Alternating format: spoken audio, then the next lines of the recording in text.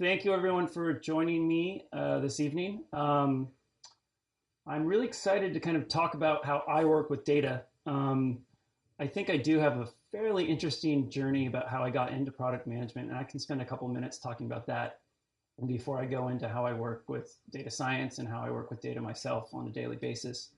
I work at Levi's now. I run the group team that focuses on backend systems. So we do international, we do payments, we do fraud, and we look for missing and stuck orders and fix those on a daily basis.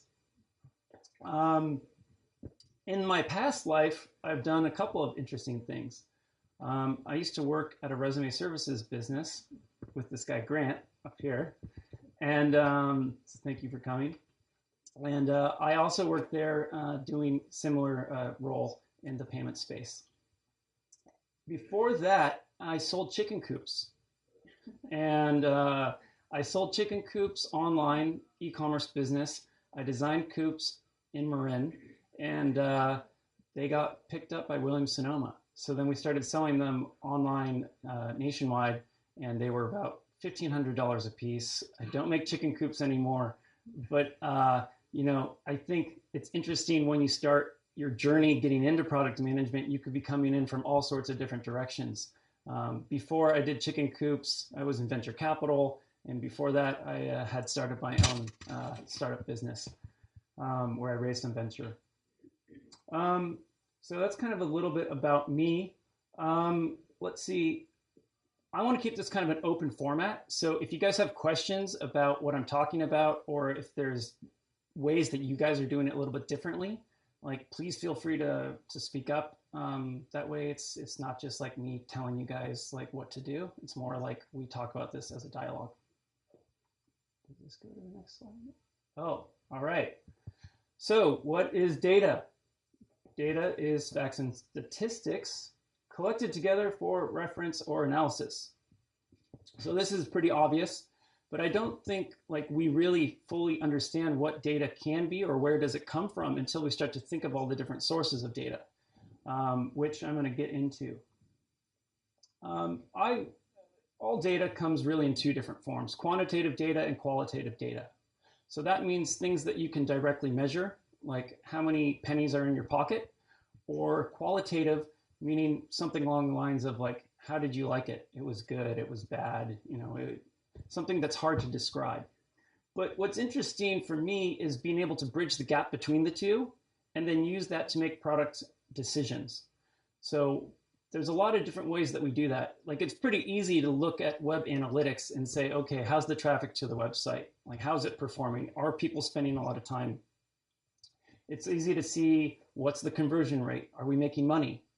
But then it's also gets into this soft spot where you start looking at qualitative data and you say, well, what is the customer experience? What am I starting to hear? What works well and what's not working well? What's customer support telling me? What kind of information are my users leaving me, telling me that the experience could be better? And I think that if you can kind of find a sweet spot between these two, that's where you become a really data-driven product manager. Okay. All right, the action was not taken off on this. All right, so customer support, payment processing, events, tagging, Google Analytics, customer feedback, sessions recordings, e-commerce platforms, order management systems. There's a lot of different places where we get data, and there's a lot of different ways that we can analyze it. I like to look at customer support as kind of like the front lines where I learn about things that are not working well on the site. Most customer support calls or emails that I'm getting are not from customer support telling me we've had a lot of customers saying we're having a great experience. Usually customer support is coming and telling me, hey, we've had a bunch of people saying like, where's my order? Or a bunch of people saying like, I'm not getting a confirmation email. You're also learning from customer support that things aren't working from promotions. You're learning all sorts of things that if you weren't actively engaged in cruising the site all day, then you might not see these. And that's especially acute if you're working in an international market. So as part of running the international team, I'm worried about Asia, I'm worried about Europe, I'm worried about Canada, I'm worried about Latin America. So I might not, as one person or as a small product team, we're not going to be able to go on every single website every single day to be able to make sure that everything is working as it should. So listening to customer support, I think, is a great place to learn about what's working and what's not working from a qualitative standpoint. You can bridge the gap between qualitative and quantitative if you can work with your customer support team to get them to get data from the customers. So what was your order number? Like, what was the amount? What's your email address? These are all different data points that I can use to find out what's not working or what is working for those particular customers. Payment processing. So this is a little bit slanted towards the fact that I work in e-commerce. So if you work at a different type of startup company or larger corporation, these might not be applicable to you, but the theories remain the same. So I'm always looking at transactional information. I want to know, are we getting declines? Are we getting chargebacks? Are we having customers having to retry logic? So why is the money not coming to us? Why is the money not coming back to the customer for a refund? So I'm always looking into the payment information, and I think that's a great place to start because that's really how your company makes money. So I feel like that is a really important role. So if anyone's interested in payments, like reach out to me. I'm happy to talk about payments. It's a lot of fun. Well, to me, it's a lot of fun. So then you also, and I kind of have these little mixed up, but you start looking at events and tagging, and there's different software out there that's doing that. You can find a lot of great information in there. What's firing? Where was my customer in the process? Where are the pain points? Why are these pages taking longer to load than others? Why are we seeing bottlenecks? Google Analytics, Omniture, there's a bunch of different companies out there that are going to give you web traffic information. This is, I think, a great starting point if you're just getting into data. This is where I think I first started. Was everyone says, well, just look at Google Analytics. And I mean, the good thing about Google Analytics is that there's a lot of documentation out there. There's a lot of YouTube videos, and it doesn't matter whose website it is. It could be one at work, or it could be a personal blog. It's super easy to start tracking your own website, so that way you can understand how the customers are using your experience. At Levi's, we're using Omniture. We're a big Adobe shop, but I've worked a lot with other systems as well. Because I'm talking about e-commerce, order management systems. So OMS. So where is your order? What is the status of your order? Has it shipped yet? Has it been allocated yet? Where is it in the process? This is where you can optimize. Can we make it possible to ship things faster? What's the distribution center that we're shipping from? So at Levi's, we have 2 distribution centers. We have one on the East Coast and one in Reno. So what we're trying to always do is make sure that we have the right allocation, so that way we ship the right goods to the people the quickest. So if you're in California, do we have shorts in California in the Reno DC, or do we keep all the shorts out on the East Coast? But then you're going to have other items that maybe people don't buy that often on the West Coast. So you're going to want to keep those on the East Coast. So maybe it's acceptable in those circumstances to have a slower delivery date. And nowadays, that's something that we all need to be cognizant of, is companies like Amazon, companies like Walmart. It's a big fight out there to see who can do it for the cheapest and who can do it the fastest. So being able to analyze that data and understand where are the choke points, how can we do better as a business, is really important if you want to make yourself competitive. E-commerce platform. So speaking of platforms, about 50% of the Fortune 500 companies are on proprietary systems that they've built. If you're looking at big e-commerce, a lot of companies, this isn't really their weak spot. So if you're working at Levi's, we like to build things, but that's not really where, as a business, as a multi-billion-dollar company, that's really not our sweet spot. We're not 100% engineers.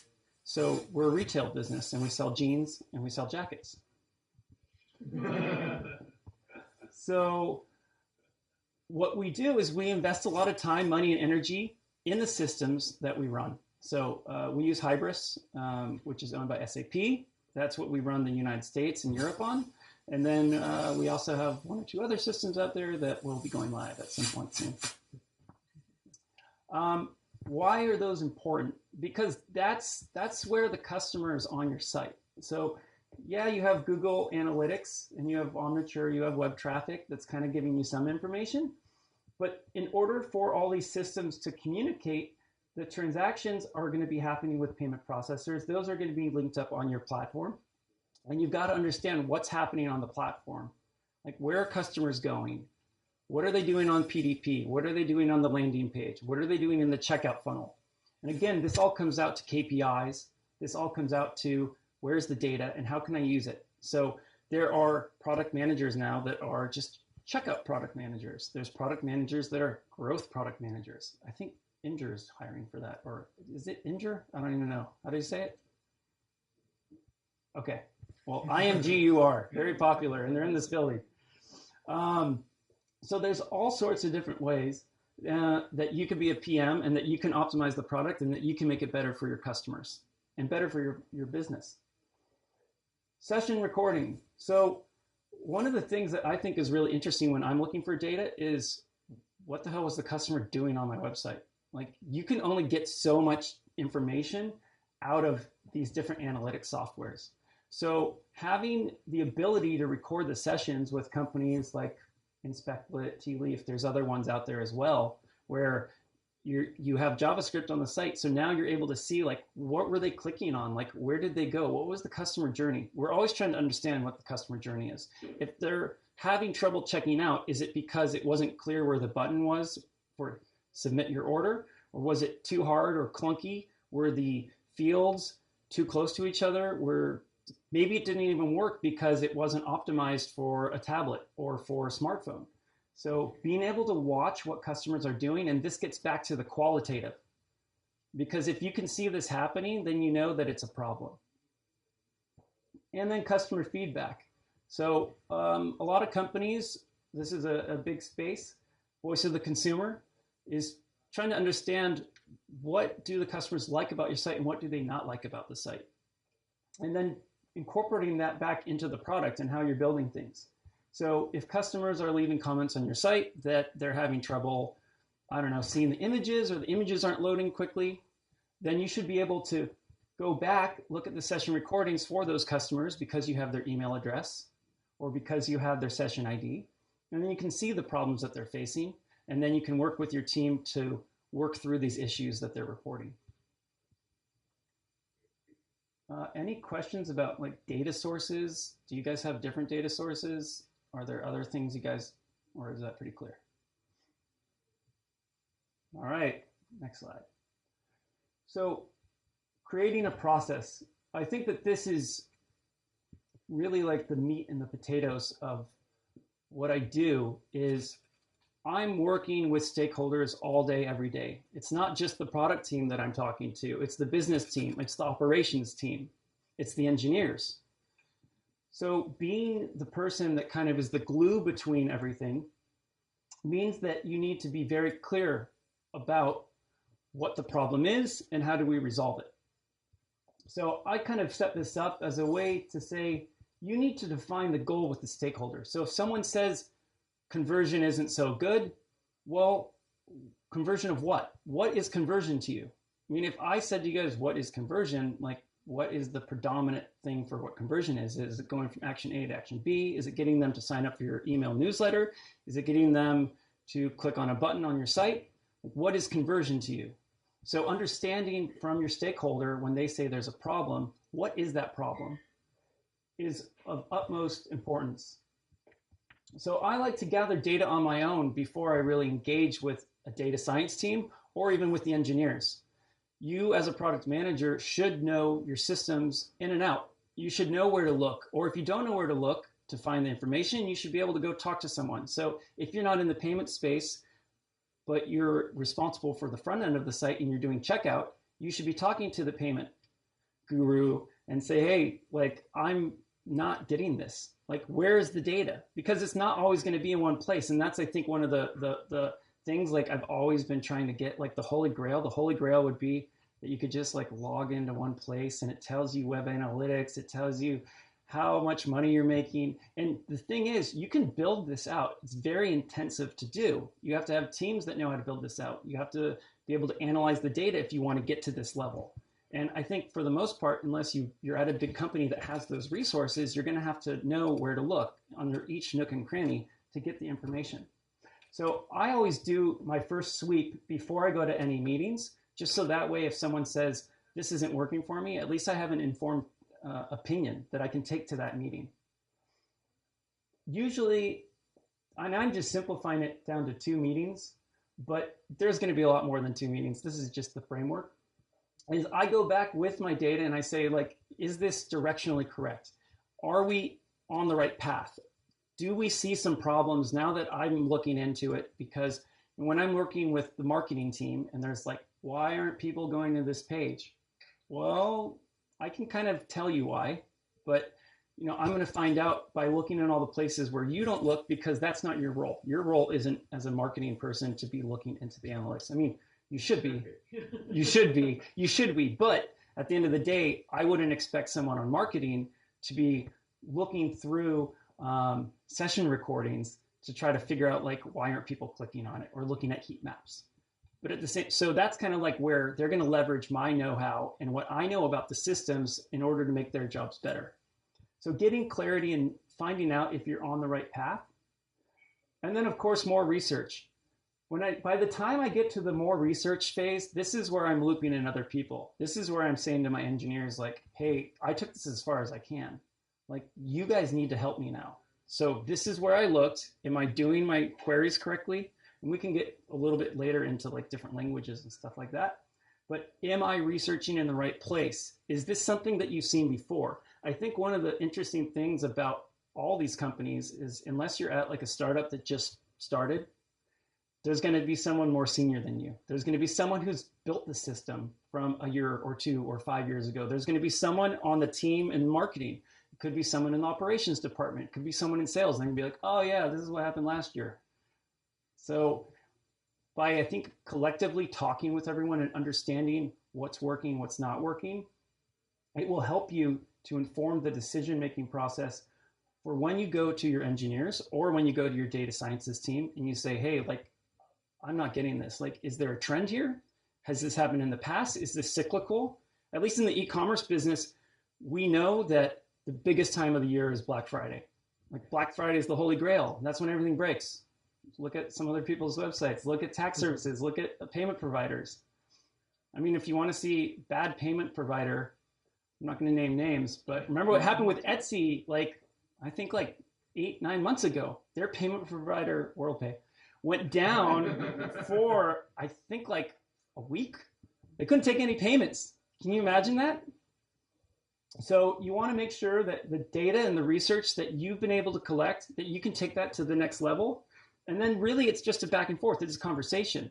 So depending on how your data teams work, are they using Jira? Some like to use Jira, some don't. Like, are they using Basecamp? I don't know. What service they're using, I think, is important. You should be agnostic about the service as long as it works for what you guys are trying to do. Share your results with the stakeholders. I mean, some of the problems here that we face is not so much that there's one issue. There's going to always be multiple issues. I mean, it's nice if it's one issue, and it's nice if you can solve that your conversion problems are related to one thing that happened during one release. But usually I find that, you're going to have some of these persistent issues. And when you're looking at issues, you're going to have your P1 issues, your P2 issues, your P3 issues, you're going to have your P5 issues. So being able to understand that sometimes when you're saying something is working or not working very well, you're going to have to prioritize those against each other.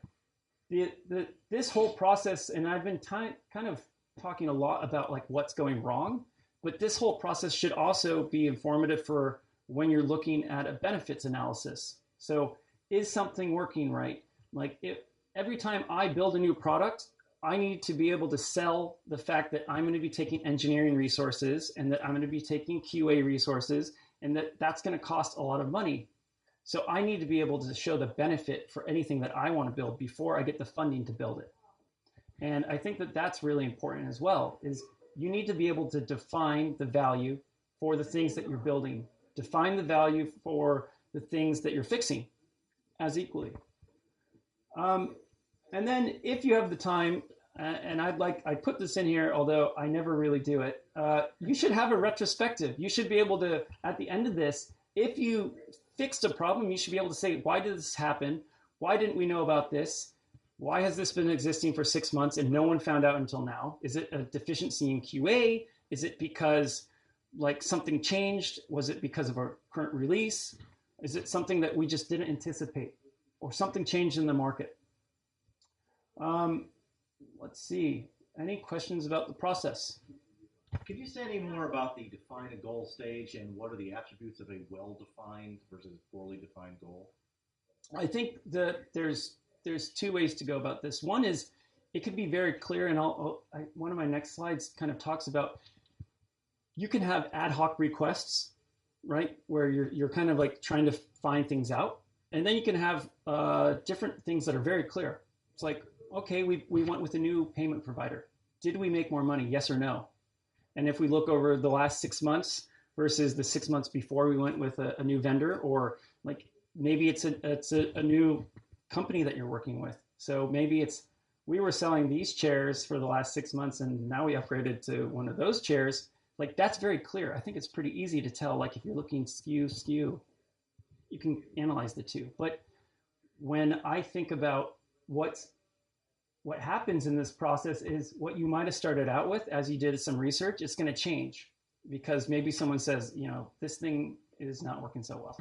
You start doing some research and you're like, well, it's not this part of the system that's broken. It's actually this separate area.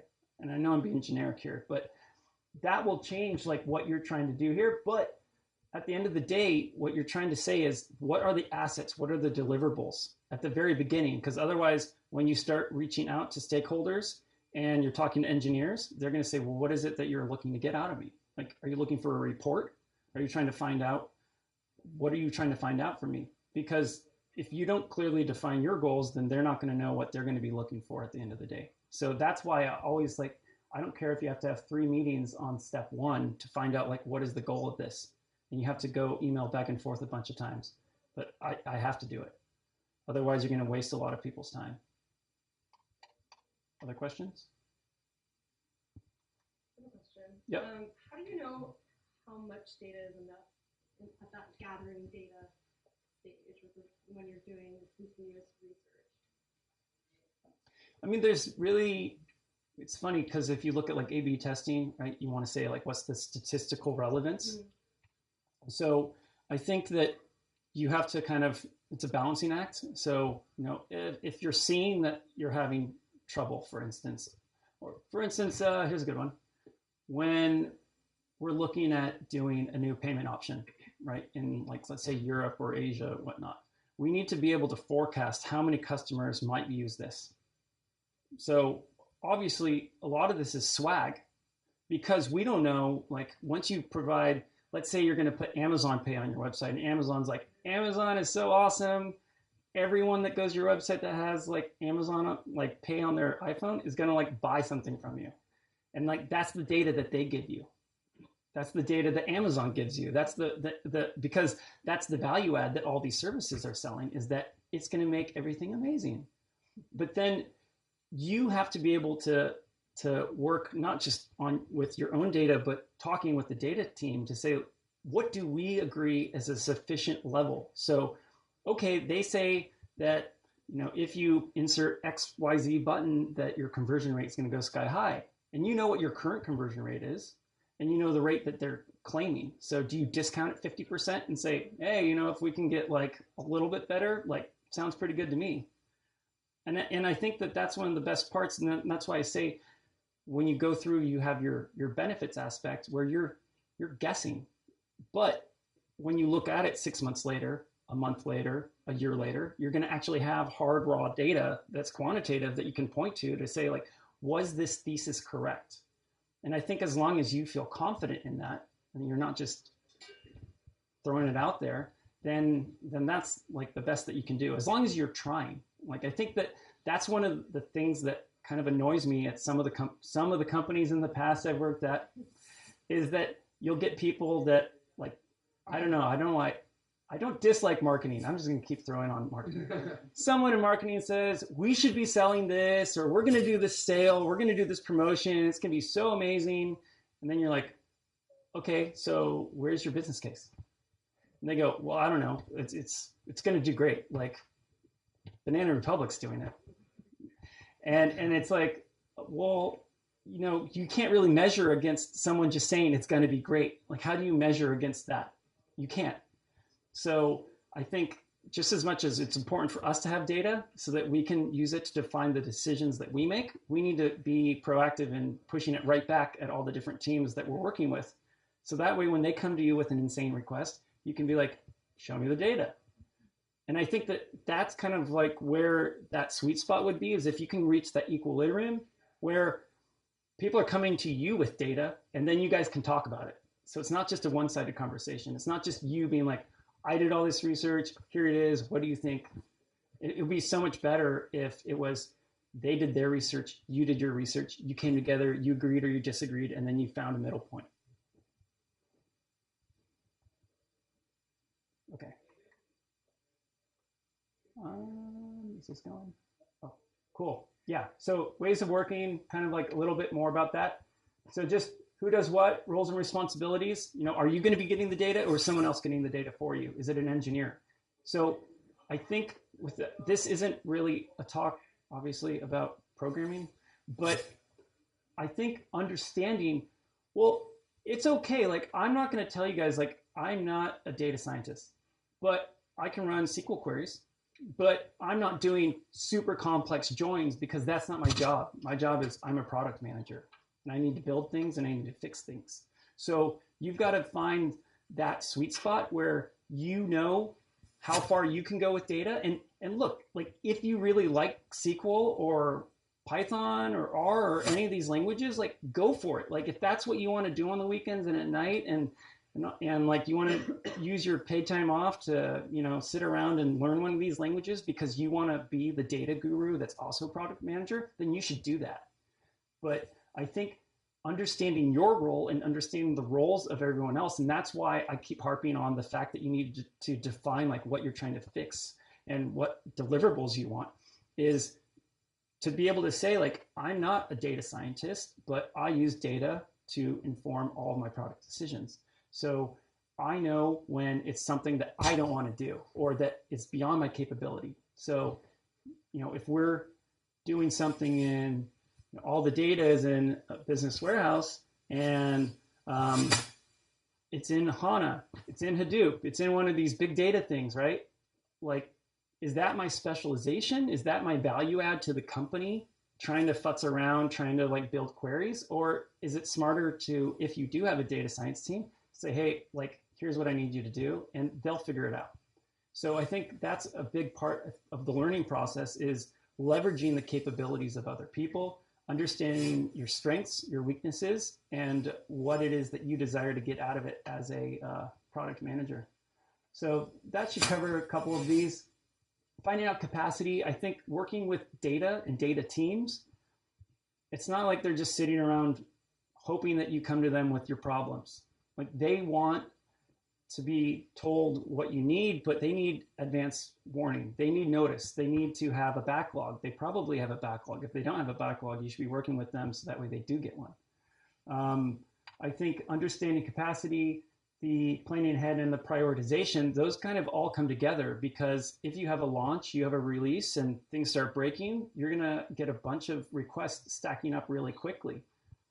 Simultaneously, if your product's doing really well, you're going to want to find out, why is your product doing really well? Why are people utilizing it so much? So, you know, if it's Twitter, like why are they tweeting about this? Or what's this topic? How did this topic start? How did it start trending? What was the growth process here?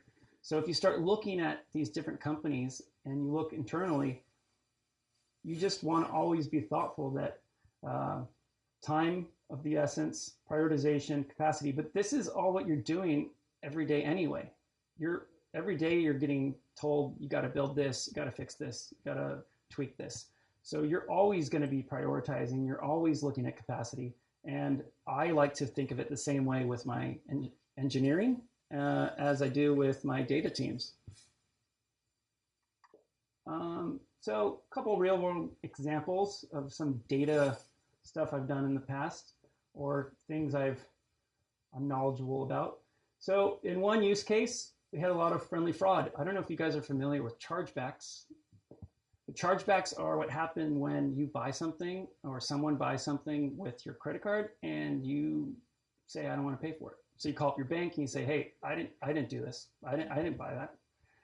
And so what happens is the banks will ding you as a merchant for that sale. So if you're Netflix and I, as a customer, like let's say I signed up using my mom's credit card, and my mom's like, "Well, I didn't authorize this," so that's friendly fraud. So it's not that I was trying to do anything bad. It's not that my mom is in the wrong. It's just that she's calling her bank and she's saying, "Hey, this isn't for me." So what do? We saw a lot of chargebacks. If you go above a certain threshold, the banks will actually not accept your payments. So if you're a Visa, if you're MasterCard, and you have a certain percentage of your customers all calling in saying, like, imagine if you have 1 million customers and you have 10,000 customers calling in to their bank saying, I didn't charge this. Like, that doesn't stack well. Not only are you not making money, but every time they call the bank, you're charged anywhere from $30 to $60 for each chargeback as a merchant. So those amounts can stack up really fast. And then on top of that, because you're now a high risk merchant, you guys have to pay more processing fees. So it's like a huge cluster that you don't want to get involved in. So what did I do? Well, I looked through a lot of data. I looked through all the different chargebacks, and I looked through all the different transactions, and I looked for trends. So what are good cards? What are bad cards? So are Visa cards, am I going to get more? If you're a Visa customer, are you going to charge me back more often than an American Express customer, than a MasterCard customer? What about prepaid cards? Prepaid cards good? No, prepaid cards are terrible. Actually, the problem with prepaid cards is there's no way to usually put money back on them. So if you try to charge them and there's no money there, like, you'll never be able to charge again. But more likely, these are disposable. So you might not even know who the customer is. They could use a fake email. Maybe they bought something from you. You'll never see it back. You're never going to get the money back. So I learned quite a lot by looking at 1.4 million transactions. And I worked with the data team to go through that because this was like a learning experience for me. I mean, and I think that that's actually what's really important here, is that there is no you don't just become a data-driven person overnight. It's just every time you have one of these projects, and I've had many projects, every time I do one, I learn a little bit more about data, and I learn a little bit more about systems, and I learn a little bit more about working with engineers, and I learn a little bit more about data sciences. So it's all an iterative process. So anyway, we don't accept, that old company doesn't accept cards from Australia anymore. Customer support. So understand the cost of doing business. I think that a lot of companies have customer support. If you don't, you should be investing in it.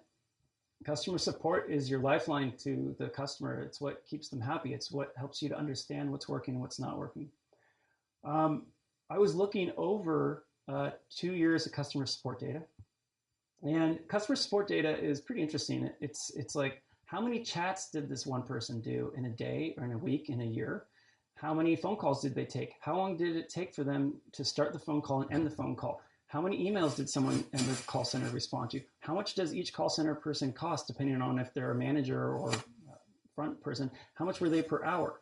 How much does it cost if you have a call center in one city versus a different city, or in the Philippines versus in a nearby country, Mexico City? You start looking at all these costs and you start to say, like, wow, this is pretty crazy. Like, we spend a ton of money on customer support. And when you start digging down into the numbers, I was able to see that it costs at least $6 per phone call, when it was costing us about $1.25 per chat. So what did we do from a product standpoint? We started getting people to not call us. And how did we get them to not call us? Like we changed customer support hours that they could call us, and we extended the number of hours that they could chat with us. So we made ourselves more available to them, but we drove the cost down significantly. And that helped us out a lot. Another thing, payment failures, low conversion. So sometimes I get these like really weird, like, hey, we're seeing this problem on mobile, or we're seeing a problem on one of our sites. This has happened at a lot of different companies, and this is kind of where you're kind of dumbfounded. You're like, okay, great. Like, what does that mean? Like a vice president just says to you, like, we're not making as much as we thought we would. So you're like, okay, well, cool. So then that kind of gives you the leeway to be like, all right, I'm just going to go start digging around, like in the web traffic. I'm going to start digging around and seeing how those customers are using the site. I'm going to start digging around into customer support issues for that place. I'm going to start looking into these areas. And in this particular instance, it turns out that we were having not only some issues with a recent release, which was causing some payment failures and making it harder for customers to check out, but we were also having deficiency in the QA process. So we thought that QA was testing for this. QA wasn't testing for this. And I think what's interesting is, any company you go to, you're gonna, when you first get there, unless like it's not in a good place, you're gonna assume, like, there's a lot of assumptions that take place in product management. You assume, oh, it's Uber. They probably have amazing QA. Nothing could go wrong. They're worth $65 billion.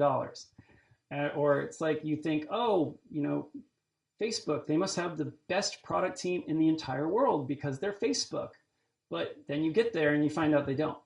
I've never worked there, so I'm just saying. Same thing with Uber. I never worked there. But I think what's interesting is, you can think all day long like, oh, we've automated all this testing. Like, there's probably no problem. But then you start hearing some random off comment from an executive or from someone who's on the board. And then all of a sudden you figure out that something's been broken for 2 years and no one knew about it and no one tested for it. And I think depending on if you have one website or if you have 30 different websites, these issues can multiply very quickly. Because if it's a problem for one of your platforms, it's probably a problem across a lot of them. So if you're working at WordPress and there's a problem, like a vulnerability at WordPress, and that means there's a vulnerability across every single WordPress site in the entire world.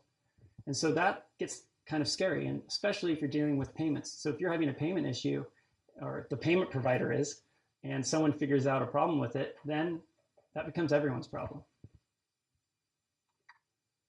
Okay, so, oh yeah, cool. These ones are working. Look at these cool little. All right, so this is just like a brief overview. I mean, I think one of the problems is it's kind of daunting when you first start thinking about data. Like, what is data? How do I get into data? Everyone says I need to be more data driven. I think personally, the best place you could start is at SQL. SQL is the easiest language I think any of you can learn for data processing.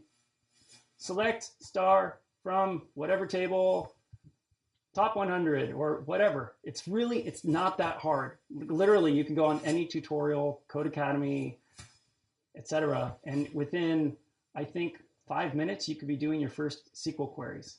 It starts to get a lot more complicated if you start looking at a lot of different tables in a lot of different places. But I think with a week or two of experience in looking at the tables and talking with your engineers and saying like, hey, like, what are the different schemas? Like, I think that's another thing.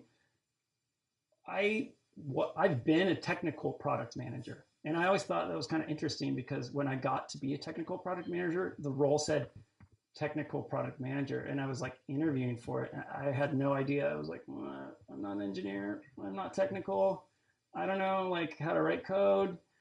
But once you get there, you start learning these things, and the teams are there to help you. Like, hopefully you're working in a collaborative environment where you say, hey, like, I don't understand like how this works, or maybe they'll help you write a query. So SQL, hands down, that's where I would start. If you start to get like more interested in data, start looking at Python. You could go into R. Like, there's a lot of different offshoots. I'm just kind of giving you high level there. There's also different ways that people store their data. So you have data warehousing, you have systems like SAP HANA. It's very expensive, it's very fast. And if you're a big company, then your company might be able to afford it. But doing implementations of that cost millions of dollars. And it's very fast. Hadoop, I mean, I'm just throwing out a couple keywords that Google that. But Hadoop is another system for looking at big data where there's actually a cluster of a bunch of different computers and they're all working in unison to collectively find your answer. But you don't need to be using HANA. You don't need to be using Hadoop. Like that's really like if you're enterprise level, where you have a lot of data and a lot of information coming through, and that's not going to be a decision that you make as a product manager unless you're the head of products and you're chummy with the VP of engineering, because these are big decisions that the company has to make because you have to invest in these. And you have to invest a lot of time and a lot of energy. You have to have people on the staff that understand how to use these systems, upkeep the systems. And on a lot of that, this is just a random Hadoop diagram I grabbed off of Google. So when you think about data and how it interacts with everything, you look at your data sources. So like, as I was talking about earlier, inventory, product, web transactions, CRM, other types of data, all of that's going into your system. So maybe that system is Hadoop. Maybe that system's HANA. Maybe that system is some sort of standby database that you have that you're going to be doing your queries off of. A lot of the software, all the pretty software that makes all the pretty charts, like MicroStrategy, Tableau, I don't know some of these, but these are just built on top of all that data. I mean, and that's what's kind of like interesting to me is you build the reporting that you want in these tools, but the data has to get somewhere first. So for me, understanding where is everything going and how it flows is really important in order for you to kind of get that first step. If you want to tiptoe into the technical side of things, you've got to understand, so web transactions. So the customer buys something on your website. So why would it need to get in here, or how does it get in here? When you start to think about that a lot, that's when I think that it starts to get interesting. Any kind of questions you guys might have around how these are set up, how they work? Let's see, next slide. This is just a screenshot of Looker that I got off Looker's blog. Looker is a data visualization software that you can use and build on top of your data warehousing. So there's a bunch of different types of software out there. I don't have a personal preference, really. Looker's cool because they're from Santa Cruz. They're local. And then you have other bigger companies as well. So that's really that was it in terms of like what I wanted to kind of give you an overview of. I'm happy to open up to questions. How do product managers e-commerce space, how are they different from other kind of product? This is for everybody. I'm just curious. Like, how are they different? More data oriented, more for e-commerce? For e-commerce. Yeah, sure. So the question is, how are product managers maybe in e-commerce different than product managers at other types of businesses? What would e-commerce company be looking for in a product manager compared to other? I think like it really depends on the role. So I think nowadays it's not just product manager. We're hiring for a product manager. So if you're looking at roles in e-commerce, the e-commerce space, there's going to be a platform role. There's going to be someone like, there's going to be the payments product manager. There's going to be the data science product manager. There's going to be the growth product manager. There's going to be the checkout product manager.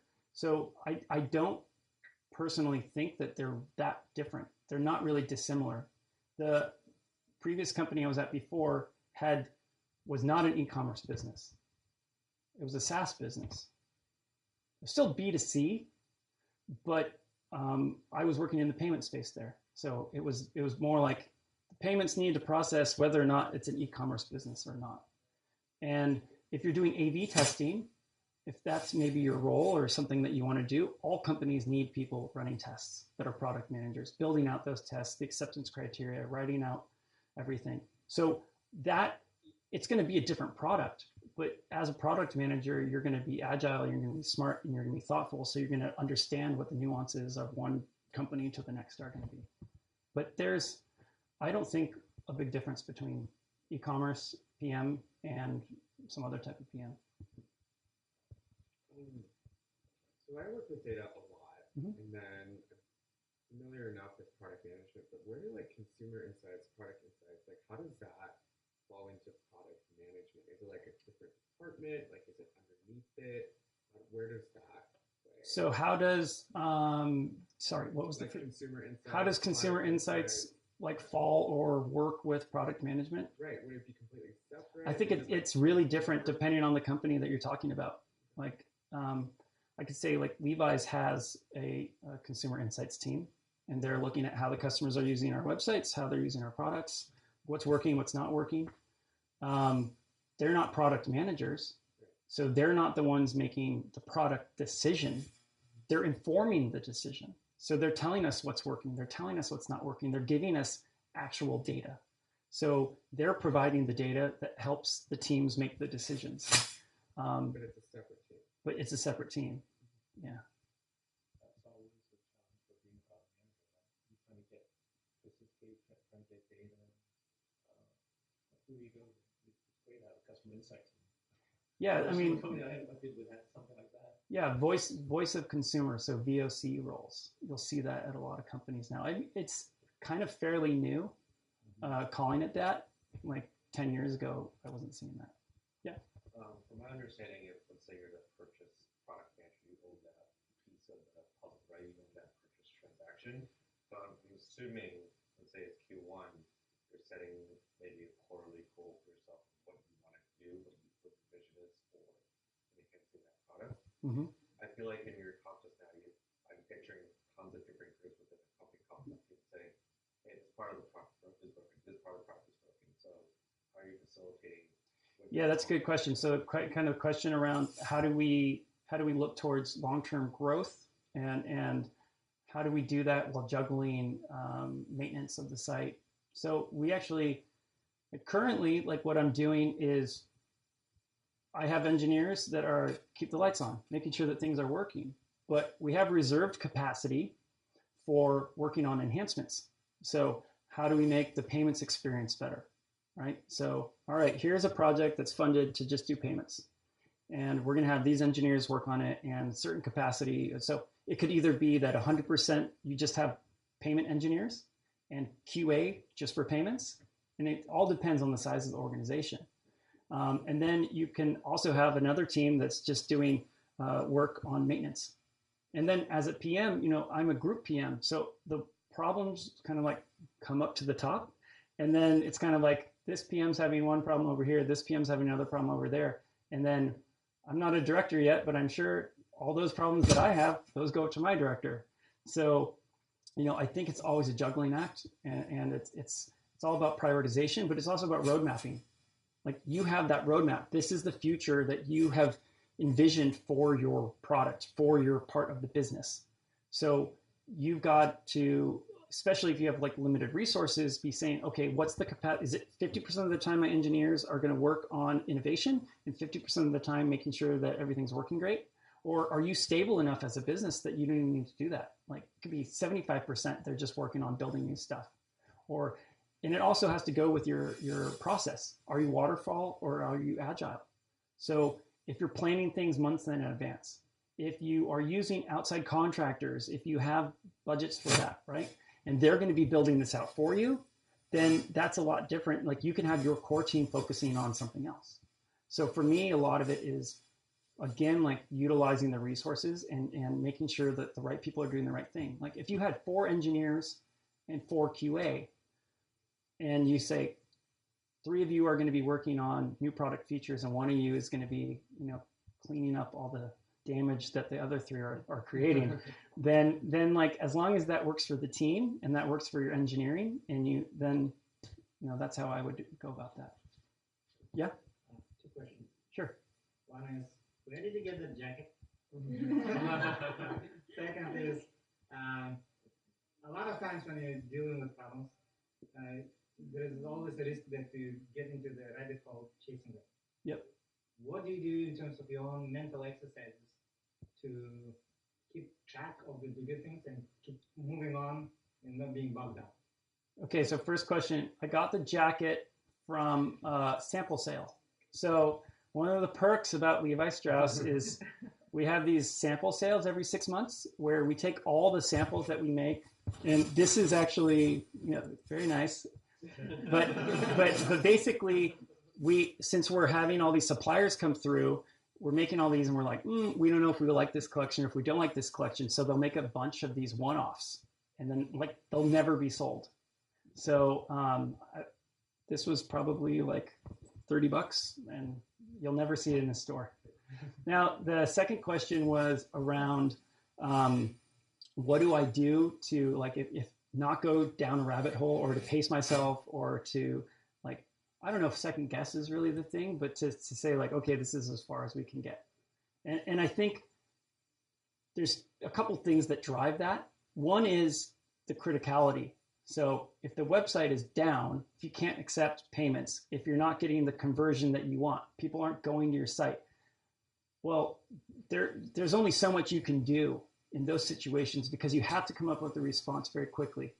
But then you have these lesser, so there's not so much second guessing.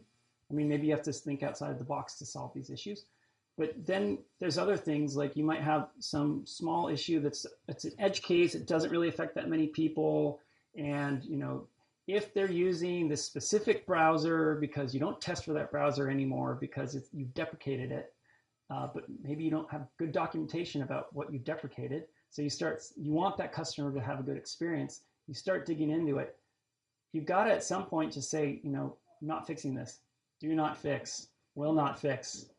And like once you do that, then it's like, it's under monitoring. Like a lot of the time, if there's problems that they kind of like come and go, we might say, you know, here's monitoring. Like I run a meeting that's like global top issues. And it's once a week, and I get business leaders from Europe and from the US, and all the product managers are there. And we talk about like what we're working on. So we talk about P1 issues, we talk about P2 issues, we talk about P3 issues, we talk about issues that are under monitoring. Like if they ever come back up, we know that we talked about it because we had this as a problem in July. So I think as long as it's documented, then you can always come back to it. And assuming that it's not like hard stopping your site. Yes? What would you say the biggest difference in role between the technical PM and the regular PM for you? So the biggest difference between a technical PM and a regular PM? I don't really think that there's too much of a difference. I mean, I think what's the expectation might be higher. So technical PMs, a lot of companies are going to say, we strongly advise, or they're just going to put in their requirements for the job that like X engineer. And so a lot of PMs might be deterred. They might say, oh, well, I'm not an engineer. I'm not going to apply for that. Like, I don't know how to, like, I'm not a programmer. But I think that the reality is a lot of the more technical roles are more of the data ones. So I think if you don't have the technical background, then you can acquire the technical background through resources, through like coding school, through online resources. So I think it's not so much that the day-to-day is really that much different. I think that your stakeholders might be a little bit different. Like I sit with my engineers all day long. Like I'm not sitting with operations and business folks very often. Like they're coming to me and asking me how things are going, and I'm asking them how things are going. So like there's that constant back and forth, but I'm with the engineers a lot more because like we're the ones that are going through and trying to figure things out, like why things aren't working from a technical standpoint, not from like a front end standpoint. Yes. Who are your stakeholders? Are they like any group at Levi? No. So who are my stakeholders? At least at Levi's, you know, we're split up between retail and e-commerce. So the e-commerce division is different from the retail division. So my stakeholders are within the e-com world. So, if you're outside of it, there's not so much interaction. Like if a store manager in, I don't know, Kansas has a problem, like we're not going to be interacting because I'm not in the retail world. However, we do have omni-channel. So now you have the added, so if you guys go to our store at the plaza, or if you go on Market Street, we have this system we've built called AOS. So it's for associates on iPads to be able to buy things for you. So if you go into the store and you can't find the jacket, like the size isn't there, the associate will help you and say, hey, we got it online, we'll ship it to you for free because we want that sale. So although I'm working with the retail, like tangentially, I'm not like, so my stakeholders are really business folks. So since I do new market international work, I'm working with them a lot. We have a fraud team, payments team, I'm working with them. And then I'm also working with marketing and promotions teams because, got to make sure that promotions and marketing are working. So there's a lot of that. Sorry, just to add on question, that would be, how many countries do you support? So right now, well, I'd say we're probably around 20. We have a variety of different ways that we deliver our services in different countries. So, it really depends on, we do have, well, as a business, we have franchisee agreements in some countries. We have third parties that we outsource things to. So if you wanted to go to China and you wanted to buy from us, we don't have an owned and operated experience in China because that's not where the users are. But in the US we operate, EU we operate. Soon we'll have Switzerland and Norway. If you guys are in Switzerland and Norway, yeah. You guys in time for 2 more questions. What's your A/B testing sort of like set up and process? So the A/B testing process, test and target. We as a business, we have an A/B testing PM, and that's all she does. I'm not the A/B testing PM. We put all of our, so the process really is depending on like what area you're trying to fix. So since I do payments, it's like, how can we have a better checkout experience? And how do we get to statistical relevance? So our process is really more around, we probably have anywhere from like 15 to 20 tests happening simultaneously. And that depends on the country too. Some will take longer than others. But I think we have room for improvement in the testing space. And I think that's also one of those things, like when I look at A/B testing, and I think about, like for me as a payments guy, I'm not, so we have it set up as front end and back end. So I'm behind the scenes guy. You don't really see my work so much. But so the testing will be a little bit different for like our PDP, landing pages, et cetera, than some of the stuff that I might be doing. Grant? What is the process you use for, and what data do you use for defining different priorities of issues that arise?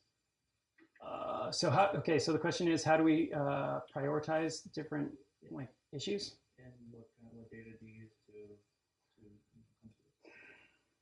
I think the way that we most often are doing our prioritization process is really around, well, there's a bunch of things. I think you have to look at, one, how many customers is it affecting? How much money are we making and or losing? And we're also constantly juggling a lot. So it's when we're looking at, if we have a launch of a new product, maybe we need to deprioritize some of our enhancements because we don't want this new thing to fall over. So there's a lot of fluidity and agility in the prioritization process. I mean, things change quickly. And I think, as an organization or any companies I've worked for, that's always been the case. So it's always a matter of like cost benefit of analysis. And also, I mean, who is bothering me the most? If you email me a bunch saying that something's wrong, like even if it's probably not like a P1, I'll probably pay a little bit more attention to it. I mean, but I'm going to do that along with everything else, make sure that everything else can get going. But that depends, is it a 5-minute task or is it something where one of my engineers is going to have to spend a lot of time on it? I might be able to sneak in that small task ahead of the bigger priority ones just because we have a little bit capacity, or you need that engineer to take some time off from it because they can't be working on the same thing day in, day out, and they might need a break. So that's kind of how I prioritize things and change things depending on severity. All right, guys, I lied. I have the last question. So, Kristian, we have many aspiring product managers in the room. What advice do you have for them in terms of overcoming that challenge of landing that first role? Okay, landing that first role as a product manager.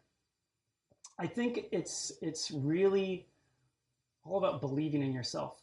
It sounds hokey, but there's this thing that a lot of people, like I've had experienced it, where you get into a new role and you're like, oh my God, like I'm supposed to be able to do, like I'm supposed to be a technical product manager and I'm supposed to know everything about payments because now that says in my job title, I'm the payments product manager. But you learn as you go along. Like if you have that faith in your ability, they hired you for that role because they trust you, because they think that you can figure it out. So it's not always about like what you know, it's about your willingness to learn and to take on new challenges. So even if you don't know about like design, that doesn't matter. Like as long as you're willing to put in the hard work in order to make it happen, then you can overcome any of your shortcomings. All right, another round of applause.